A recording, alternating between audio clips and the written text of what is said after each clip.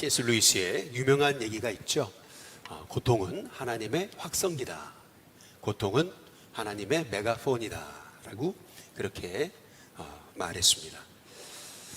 고통은 우리에게 쓰지만, 그러나 고통은 우리가 기도할 기회다라고 하는 것을 우리가 깨달아 알아야 된다는 거죠. 오늘 6장 1절에 보시면은 이스라엘 자손이 또 그랬거든요. 여호와의 목전에 악을 행하였으므로 라고 이렇게 말합니다.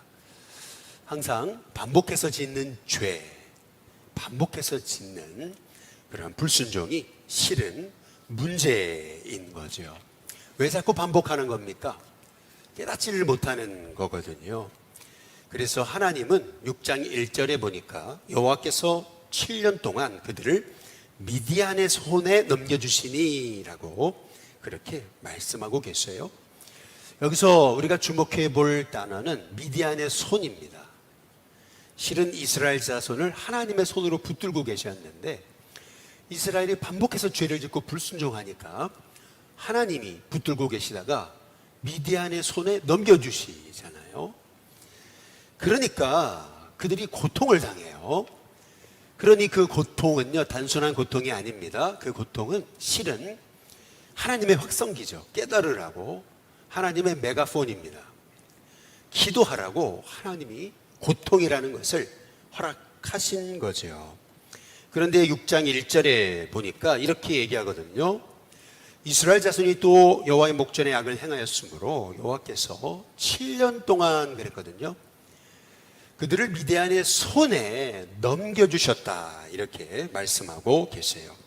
7년이 강조하고 있는 그 사실은 무엇입니까? 이스라엘이 7년 동안 기도하지 않았다, 순종하지 않았다, 하나님의 뜻을 따르지 않았다라고 하는 것을 이제 말씀하고 계시는 것이잖아요. 결국 그 결과가 어떻게 되는 거냐 하면 2절에 보니까 미디안의 손이 그랬거든요. 이스라엘을 이겼다 이렇게 말씀하고 있습니다. 하나님의 사람의 손이 미디안을 이겨야 되는데 오히려 거꾸로 하나님을 모르는 이방 백성의 손이 이스라엘을 이겼어요. 이 땅에 많은 사람들이 교회가 세상을 걱정해야 되는데 세상이 교회를 걱정하는 시대가 됐다 그러잖아요. 그 이유가 뭘까요? 하나님이 능력이 없어서요? 아닙니다. 우리가 깨닫지 못하니까, 또 불순종하니까, 또 하나님 말씀 앞에서 범죄하니까, 그러니까 우리가 세상을 이겨야 되는데 세상이 우리를 이기는 그러한 역전현상이 나타나게 되더라라는 겁니다.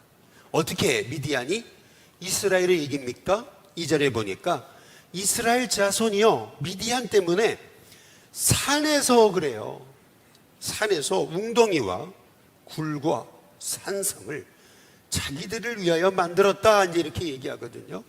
여기서 산성이라고 하는 얘기는 우리가 남산에 여기 성곽길, 여기 성곽들처럼 아주 육중한 그런 돌을 캐가지고 그래서 성곽을 싼 그런 산성이 아닙니다. 여기서 말하는 산성은 그냥 돌더미예요. 그냥 널려있는 돌 그냥 겨우 쌓아가지고 방패막으로 삼은 건데 아무리 자기가 주변에 널려있는 돌산들 한번 건드리면 무너지는 거죠. 결국에는 3절에 보니까 이렇게 얘기하잖아요. 이스라엘이 파종한 때면 이렇게 얘기를 해요. 항상 그동안 땀 흘려서 일해 놓고서 씨 뿌리고 열매 맺을 때가 딱 되면은 어떻게 되냐면은 미디안과 아말렉과 동방 사람들이 이스라엘을 치러 올라온다 이렇게 말합니다. 여기서 우리가 주목해 볼 한 족속이 있는 거죠. 그건 어느 족속이냐면은 아말렉입니다. 아말렉은 이스라엘의 원수입니다. 출애굽 당시에 이 아말렉은 이스라엘의 뒤를 쳤잖아요. 그래서 아말렉을 진멸하라고 하신 하나님도 가증히 여기는 백성이 아말렉이거든요. 그런데 참 놀랍게도 그 이스라엘의 원수 족속을 통해서 하나님은 이스라엘을 훈련시키십니다. 어떻게 훈련시키시는 거냐면은 4절에 보니까 아예요. 그 미디안과 아말렉과 동방 사람들이요, 진을 치고 그랬어요. 가사에 이르도록 토지소산을 멸하여 이렇게 얘기하거든요. 아예 그냥 눌러 앉았다는 얘기거든요. 그래서 이스라엘 가운데 먹을 것을 남겨두지 않았다. 그런데 뭐 먹을 것만입니까? 거기 보니까 양이나 소나 나귀도 남기지 않았다 이렇게 말하고 있습니다. 뭐 우리 한국적인 상황에서 재산이 뭐냐 그러면 땅이고 아파트다 뭐 이렇게 얘기하지만은, 당시 이스라엘 당시의 재산은요, 양이나 소나 나귀입니다. 그러니까 다시 말하면 먹을 것도 빼앗기고 재산도 다 뺏겼다, 아파트나 땅도 다 뺏겼다, 이제 이런 얘기죠. 5절에 보니까 이는 그랬거든요. 그들이 그들의 짐승과 뭐를 가지고 올라왔습니까? 장막까지도 올라왔대요, 가지고. 그런데 어떻게 올라왔냐면 메뚜기 떼같이. 여러분 메뚜기 떼 보셨습니까? 중국에서 한번 메뚜기 떼가 창궐하니까요, 한순간에 그냥 그 심어놨던 식물들을 한순간에 다 쓸어가 버리는데요, 여기 메뚜기 떼라고 하는 게 그런 거거든요. 황충을 하나님 보내신 것처럼 이 미디안과 아말렉과 동방 사람들이 꼭 그러한 메뚜기 떼 같았다. 막 먹어치우기 시작하는데, 그런데요, 한 번 딱 먹어치우고 나니까 싹쓸이를 해버리더라, 이제 그런 얘기죠. 그래서 메뚜기 떼 같이 많이 들어오니 그 사람과 낙타가 무수하니까 결국 그들이 그 땅에 들어와 목적은 뭐예요? 멸하려 하는 것입니다. 마귀가 오는 것은 도둑질하고 죽이고 멸망시키러 오는 것이죠. 여러분, 마귀가 우리의 인정사정을 봐주겠습니까? 우리가 깨달아야 되는 것이 있습니다. 마귀에게는 인정이 없어요. 우리가 불순종할 때요, 뒤에서 잘한다 잘한다 박수치지만 절대 우리를 긍휼히 여기지 않습니다. 그래서 결국 우리가 의지할 분은 오직 하나님 한 분인 줄로 믿으시기를 바랍니다. 결국 6절에 보니까 이스라엘이 미디안 때문에 궁핍함이 심하잖아요. 결국 이 고통으로 말미암아 6절에 이에 그랬거든요. 이스라엘 자손이 여호와께 뭐 했어요? 부르짖었더라 이렇게 말씀하거든요. 한번 따라해 보시죠. 이에. 이해가 축복입니다. 어찌 보면은요, 이 이해는 우리에게 고통이죠. 또 범죄하고 또 범죄하고 또 범죄해가지고 결국에는 생각지 못한 이방 백성들에게 짓밟히고 어려움 당하고 궁핍함이 심하지만, 그러나 여러분, 이해가 축복입니다. 왜냐하면 누가복음 15장 20절에 보니까 탕자가 아버지가 준 재산 가지고서 이방 땅에 가가지고 그냥 자기 마음대로 그렇게 허랑방탕하게 생활하잖아요. 그리고 나서 어려움이 오니까요, 어떻게 됩니까? 그제서야 고향집 아버지 품이 생각나잖아요. 성경에 누가복음 15장 20절에 보니까 이에 그랬거든요. 아버지께로 돌아가니라. 여러분, 이해가 축복입니다. 이해의 사건이 있어야 됩니다. 그냥 사실은요, 내버려 두는 것이 그게 하나님의 심판입니다. 오히려 하나님의 개입하심이 축복입니다. 그래야 부르짖고 그래야 돌아오니까. 이해의 사건은 어찌 본다면은요, 하나님이 두 팔 벌리고 빨리 내게로 돌아와라 라고 하는 하나님의 음성인 거죠. 기도의 자리로 돌아오라 하시는 하나님의 축복입니다. 여기 보면은 하나님이 부르짖는 이스라엘 백성들에게 어떻게 응답하십니까? 여기 7절에 보면은 이스라엘 자손이 미디안으로 말미암아 여호와께 뭐 했다고요? 부르짖었으므로 이렇게 얘기해요. 우리는 기도하면은 당장 문제 해결을 원하는 거예요. 지금 하나님께 미디안 때문에, 그러니까 미디안 쫓아달라는 얘기잖아요. 아말렉 쫓아달라고, 저 동방 사람들 쫓아달라는 게 간구의 목적이 아니겠어요? 그런데 하나님은 어떻게 응답하십니까? 하나님은요, 문제 해결이 아니고요, 하나님의 응답의 방법은 문제의 근원을 깨닫게 하시는 거예요. 왜 이 어려움이 왔는지. 실은 문제 해결보다 중요한 것은 이 문제가 왜 왔는지 깨닫는 게 더 중요한 것입니다. 깨닫지 못하면 문제가 해결돼도요 또다시 죄를 반복하는 거죠. 그러니까 우리 하나님께서는 문제 해결이 아니고 문제의 원인이 뭔지를 발견하게 하시려고 어떻게 하냐면은 8절에 보니까 여호와께서 이스라엘 자손에게 어떻게 하십니까? 누구를 보내세요? 선지자를. 누군지 모르겠어요. 그냥 무명의 한 선지자를 보내신 겁니다. 그래서 그가 그들에게 이르되 여호와께서 이같이 그 다음 뭐라고 말씀하세요? 말씀하시기를. 여러분, 하나님 말씀이 들리는 게 축복임을 믿으시기를 주님의 이름으로 축복합니다. 말씀이 들려야 내 문제의 원인을 깨닫는 거죠.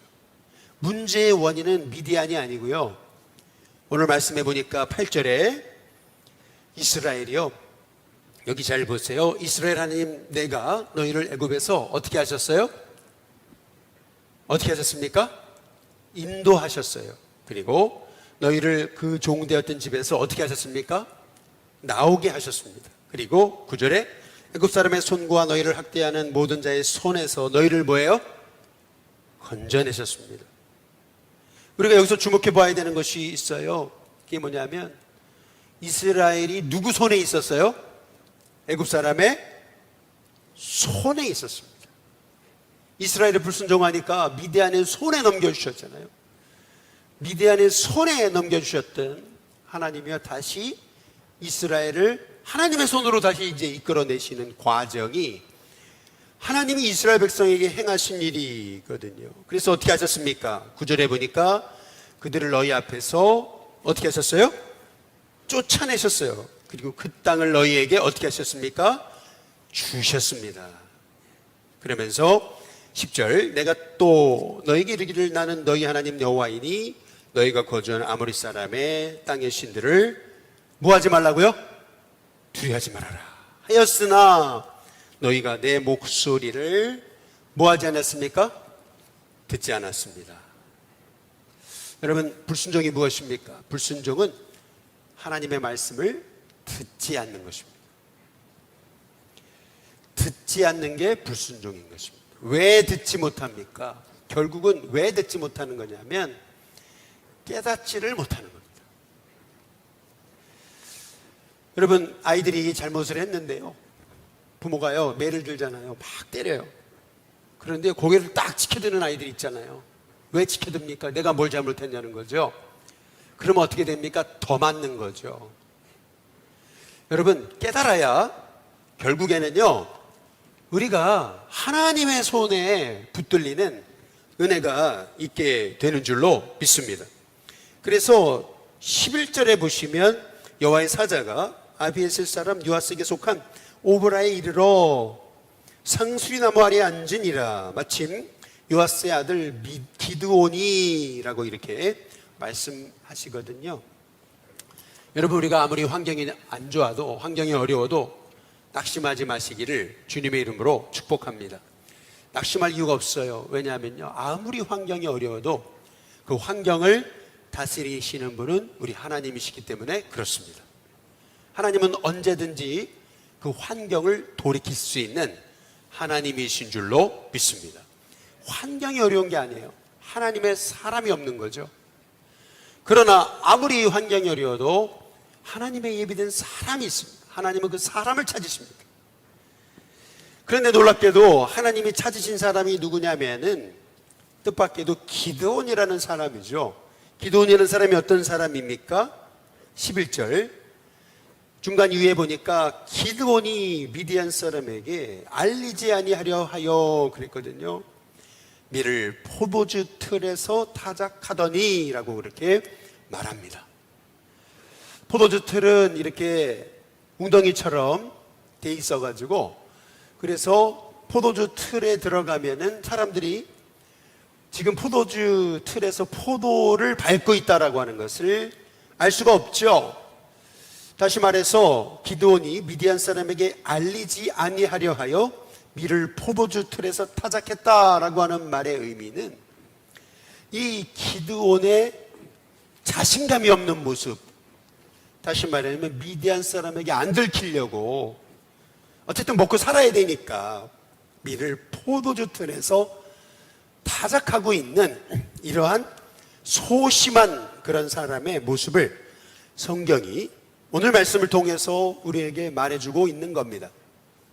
하나님 두려워하지 말라고 말씀하셨는데 기드온에게도 두려움이 있었던 거예요. 미디안 사람에게 걸렸다간 다 뺏기니까.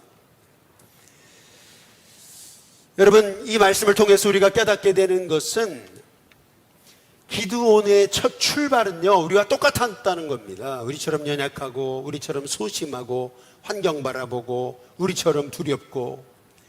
그런데 놀랍죠? 여기 12절에 보니까 이렇게 말씀하시잖아요. 우리 같이 한번 읽어보겠습니다. 오늘 요절 말씀입니다. 같이 읽습니다. 시작. 여호와의 사자가 기드온에게 나타나 이르되 큰 용사여 여호와께서 너와 함께 계시도다. 할렐루야. 여기 보니까 하나님 말씀하시잖아요. 기드온에게 이렇게 소심하고 두려움에 가득하고 그리고 안 들키려고 그렇게 숨어서 밀을 포도주 틀에서 타작하던 기드온에게 여호와의 사자가 말씀하시잖아요. 큰 용사여라고 그렇게 말씀하십니다. 큰 용사라는 말이 무슨 말인지 아십니까? Mighty warrior라고 하는 말입니다. 정말 능력 있는 용사, 아주 힘 있는 용사, Mighty warrior, 큰 용사다. 너는 정말 큰 용사다. 오늘 말씀을 통해서 우리가 깨닫게 되는 것은 하나님은요, 우리의 과거 현재를 보지 않으십니다. 하나님은 우리의 미래를 보십니다. 하나님이 시몬에게 나타나셔서 네가 지금 시몬인데 장차 개바라 할 것이다. 하나님은요, 지금 흔들리는 그 시몬의 모습이 아니라 장차 흔들림 없는 개바, 반석인 베드로의 모습을 보신 거죠. 여러분, 우리도 똑같습니다. 어떤 사람을 보게 될 때 현재의 그 모습, 여러분, 현재의 모습이 다가 아닙니다. 사람은요, 앞으로 어떤 사람이 될지 모르는 거예요. 겉모습만 보고 그 사람을 현재 판단할 것이 아니고 하나님의 시각처럼 과거 현재가 아니라 미래를 볼 수 있는 눈이 저와 여러분 가운데 열리시기를 주님의 이름으로 축복합니다. 그래서 우리 자녀들에게 너는 큰 용사다, 넌 하나님 쓰실 거다, 넌 하나님이 도우실 거다. 여러분, 하나님의 방법은 뭐냐 하면은요, 지금 마가다락방에서 두려움에 떨고서 거기서 기도하고 있었던 그 제자들에게요, 성령이 임하시면 권능받고 예루살렘, 유다, 사마리아 땅끝까지 이르러 내 증인이 된다고 말씀하신 분이세요. 여러분, 현재를 받더라고 한다면은 사울은 그렇게 존귀한 세계 복음화의 도구로 쓰임받을 수 없었어요. 하나님이 보시는 눈은 장차 이 사람이 이방인과 임금들에게 복음을 전할 나의 그릇인 거죠. 다시 말해서 저와 여러분에게도 이 눈이 열려지시기를 주님의 이름으로 축복합니다. 과거 현재 보면 에이 얘가 무슨 쓰임받아, 얘 재난데, 이게 우리의 눈이지만은 그게 기드온이잖아요. 그런데 하나님은 아니에요. 너는 큰 용사다. 여러분, 하나님의 시선으로 여러분의 자녀들과 또 여러분이 만나는 사람을 볼 수 있는 눈이 열리시기를 주님의 이름으로 축복합니다. 그런데 우리가 큰 용사가 되는 비결이 어디 있습니까? 큰 용사가 되는 비결이 뭐냐면은 내가 아니고 하나님입니다. 그래서 12절을 다시 보시면은 큰 용사요 여호와께서 너와 어떻게 하신다고요? 함께 계시도다. 여러분, 우리가 하나님의 능력을 행하는 비결은 내가 아니고 하나님인 줄로 믿습니다. 그래서 우리가 기도해야 되는 거죠. 그래서 하나님 말씀에 순종해야 되는 거죠. 그래서 하나님이 쓰시려고 때로는 고통도 확성기를 사용하시는 거죠. 여러분, 모세가 이스라엘을 출애굽시킨 게 아닙니다. 하나님이 모세를 도구 삼아서 200만이라고 하는 이스라엘을 애굽에서 건져내신 것입니다. 모세가 들고 있었던 막대기는 하나의 마른 막대기에 불과했습니다. 그러나 하나님 손에 붙잡히니까 그 막대기가 하나님의 지팡이가 되는 것입니다.